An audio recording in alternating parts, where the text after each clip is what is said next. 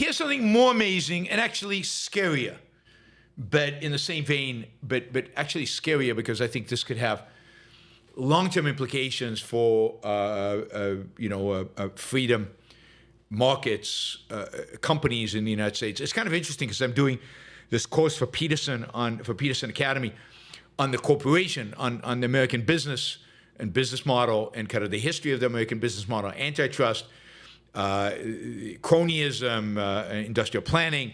It's going to be, I wasn't sure a couple of days ago, but I think it's coming together to be a really good course, a really interesting course. I think I'm still working on it.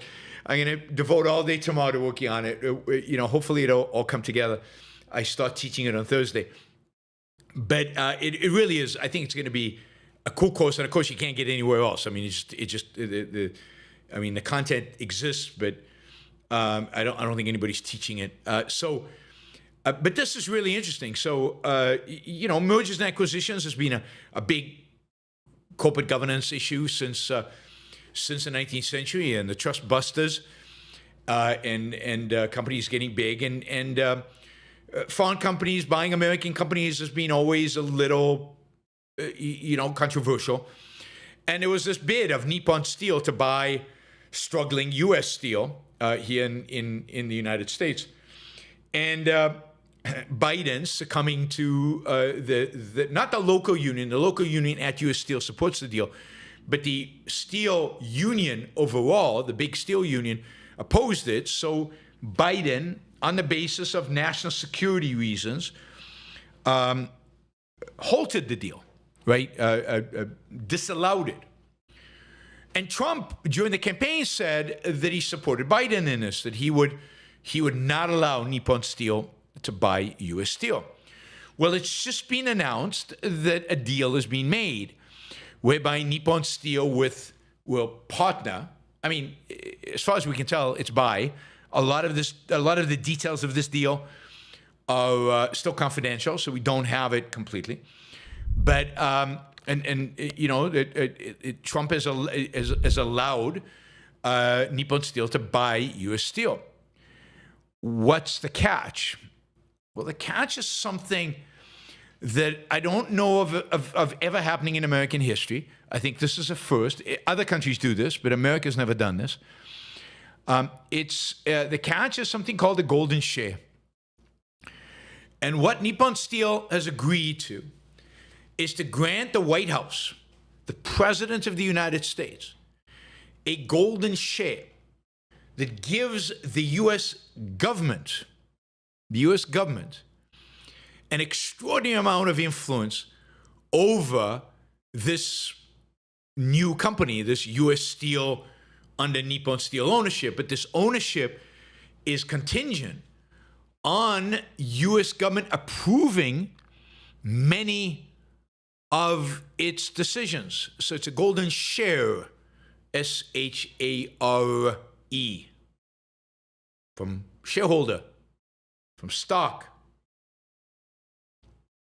So the structure of the deal would give President Trump and his successors, this is a golden share in perpetuity, a permanent stake in U.S. Steel.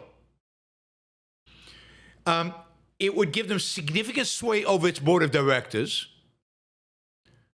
So that of the 3 outside directors that would be appointed on the board of U.S. Steel, the new U.S. Steel owned by Nepon, owned in quotation marks, the President of the United States would appoint 1 director and would have veto power on the other 2.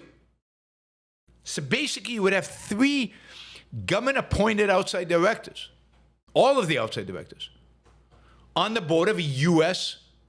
company. Now, this has never happened before in the United States. Now, true, companies and industries have been nationalized in the U.S., but for a short period of time, and then they've been privatized, and it doesn't last very long, these experiments with fascism and socialism. But this is like in perpetuity.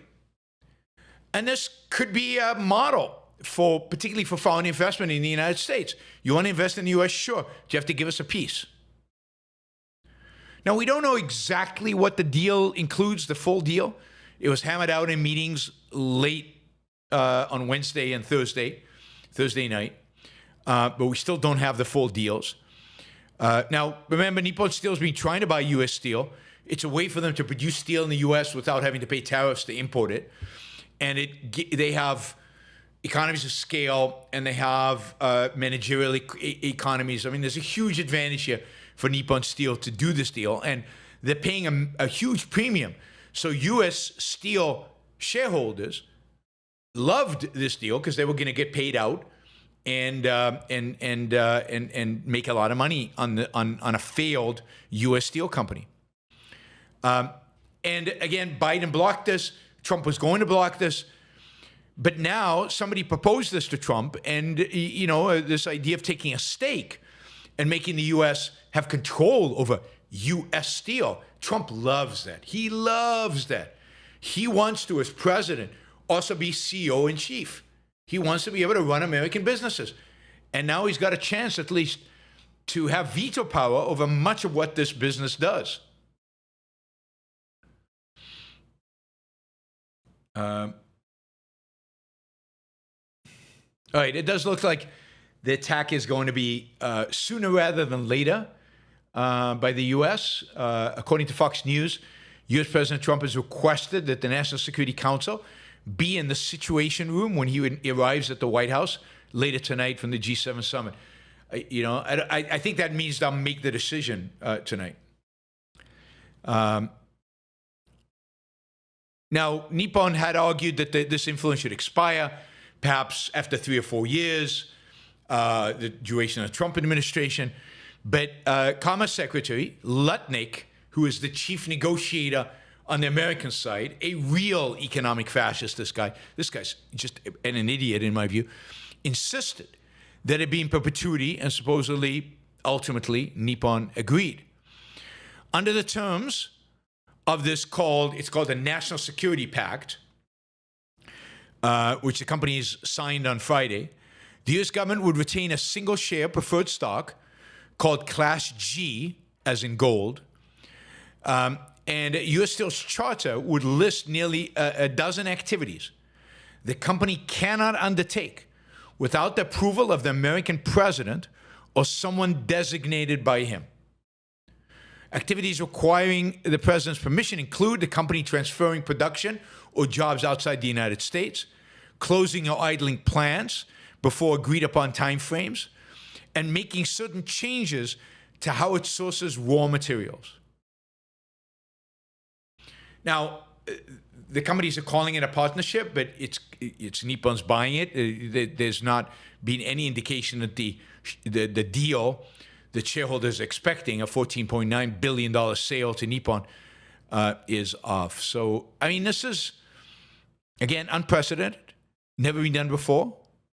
And we now have a president who can have a significant influence over a major U.S. company's board of directors, authority to both appoint those directors, but also control what decisions they make.